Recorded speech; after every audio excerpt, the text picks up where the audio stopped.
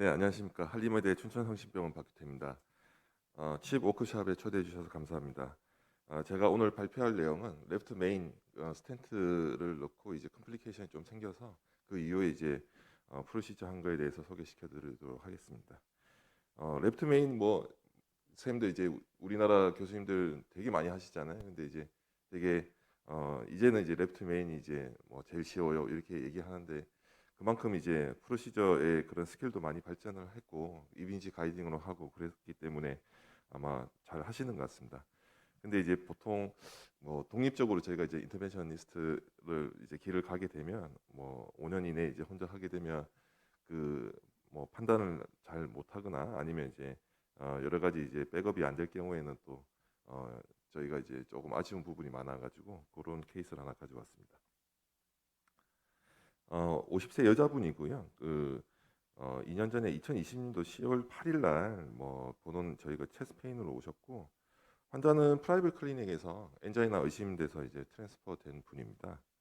그래서 뭐 처음에 이제 외래에 왔을 때는 엑스레이하고 EKG 상에서는 막 큰 이상은 없으셨고요. 그리고 이제 뭐 엔자이나 이제 심텀이 있고 해서 전형적으로 있어서 일주일 뒤에 입원하라고 해가지고 입원해서 한 검사에서는 카디악 마커가 상승되어 있고 지금 안테리어 리더 쪽에 ST 체인지가 있습니다. 그래서 V1부터 뭐 V3까지 ST 체인지가 좀 있어서 리센터 MI가 있었구나라고 이제 저희가 생각을 했고 사실 뭐 이 케이스는 뭐 제가 처음에 이제 본 환자는 아니었고 그 이후에 이제 1년 뒤에 제가 팔로업 중에 이제 받아서 했던 환자인데요. 일단 뭐 외래에서 이제 그 검사를 뭐 심플하게 이제 TT를 보게 되고 TT 상에서는 어 몰모션이나 뭐 LVH나 이런 거는 크게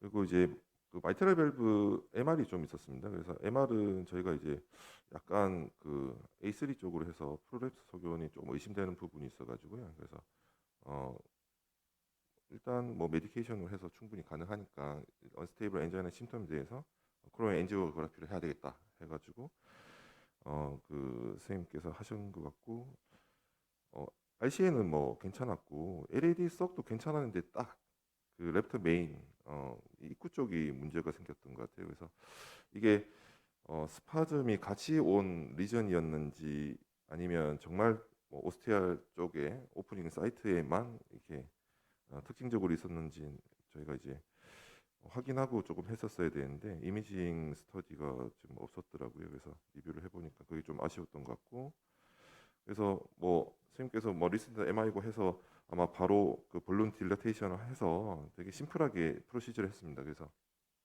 여기 보면 발론은 이제 3.05, 15로 이제 볼룬 딜라테이션 하고 난 다음에 4.0에 15로 스텐트를 했는데 이제 여기 보면 스텐트가 왔다 갔다 하거든요. 근데 스텐트가 사이즈가 조금 길게 느껴지는 경우가 있더라고요. 그래서 조금 긴 거를 하는 게 아닐까라는 생각이 좀이 그 엔지오그래피 상에서는 들었고 그래서 앞쪽 오스티움 거의 뭐 프락시말 파트인데 뭐 디스탈이나 이런 건 다 정상이었던 것 같은데 노말 리전에 아마 레프트 메인에서 그썩 오스까지 그다음에 LED 오스까지 이렇게 조금 걸쳐 있는 것 같습니다.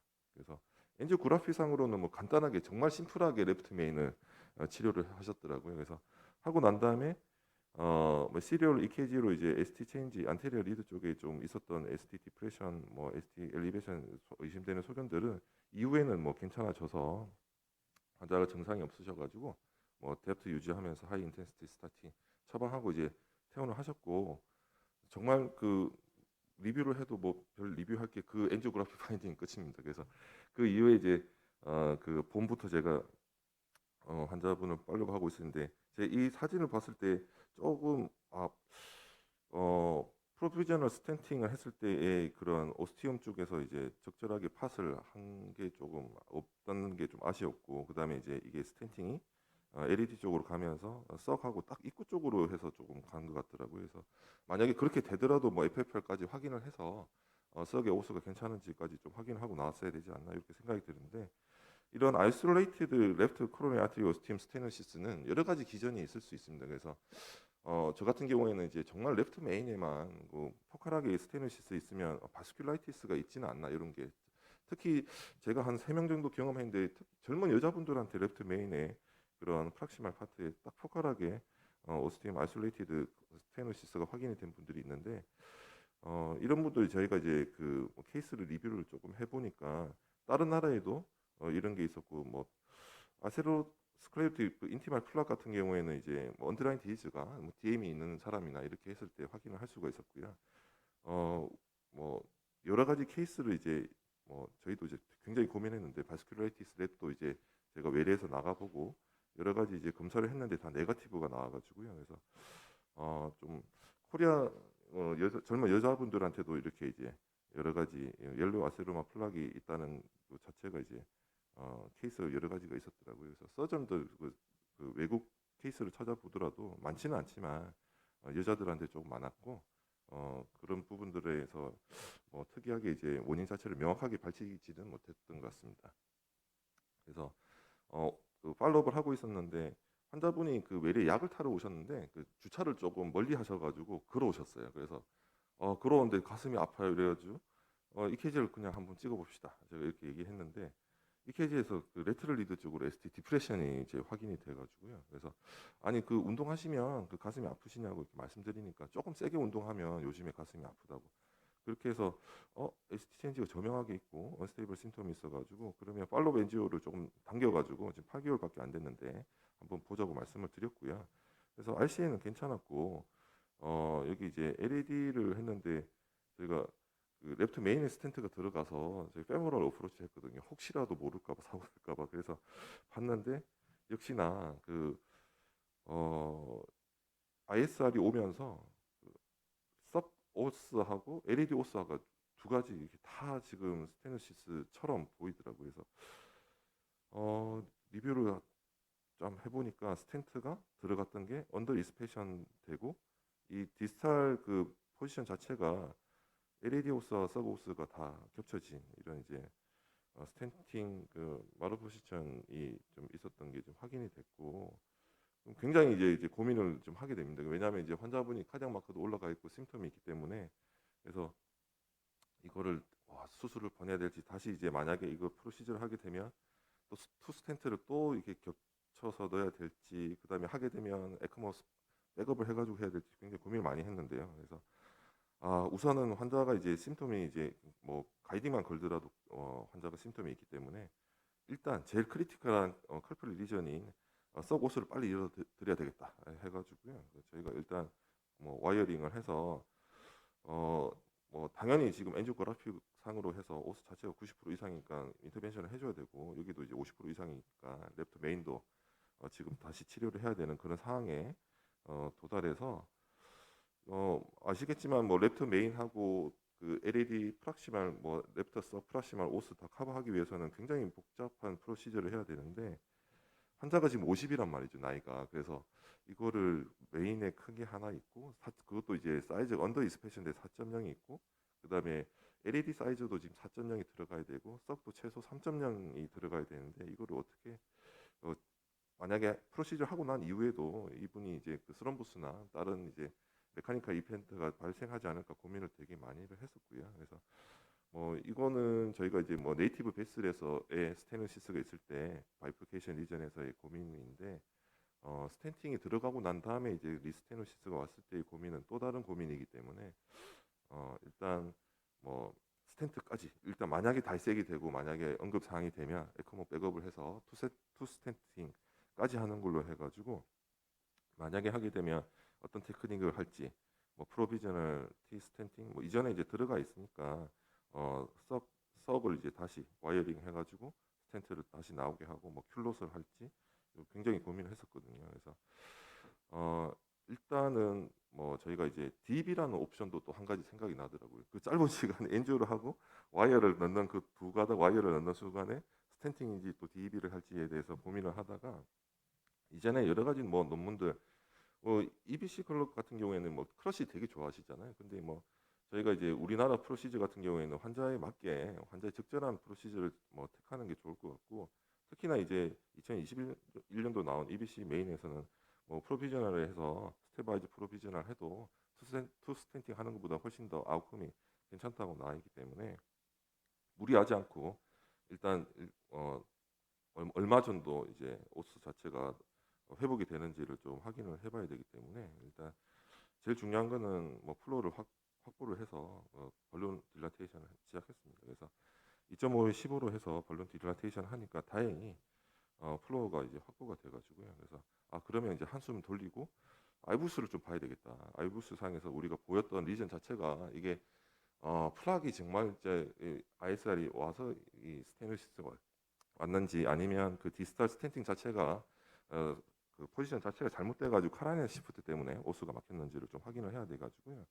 그래서 아이부스를 좀 보니까 다행히 뭐 굉장히 좋은 그 코로너리 아트리 가지고 있더라고요. 썩도 프락시말까지도 괜찮았고 일단 여기는 이제 볼룬 딜라테이션 이후에 한 거기 때문에 그래서 스텐트까지는 지금 뭐 하지는 않아도 되고 카라이널 시프트 플러스 플락 자체가 조금 있었던 것 같은데 그런 생각이 들었고요.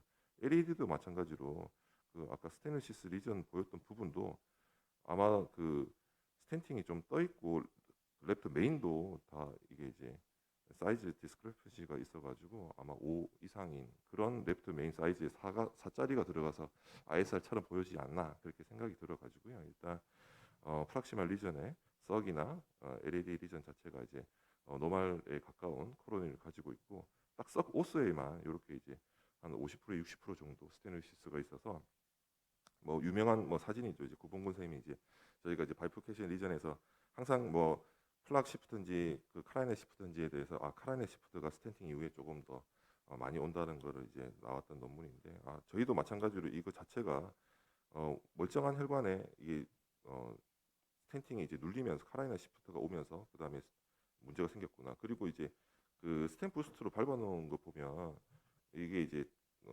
스텐트도 다 안 펴졌을 뿐만 아니라 그 양쪽으로 해서 다 썩 오스에 이 스텐팅이 걸려 있기 때문에 여기도 다 보면 안 펴진 상태더라고요. 그래서 최대한 저희가 할 수 있는 거는 이제 디스탈 파트로 해서 썩에 멀리 이제 우리가 와이어링을 해야 돼가지고 그 전에 이제 뭐 프로비전을 뭐 이게 팟을 한다고 했는데 4밖에 안 늘려서 앞쪽은 아마 언더 인스페이션이 확실히 됐던 것 같고요. 그래서 8개월 뒤에 이런 이제 어마어마한 이런 스테노시스가 와서 저희가 이제 최대한 이 디지털 파트 쪽으로 해서 썩에 와이어링 하고 그 다음에 LED로 해가지고 벌룬 딜레테이션 해가지고요.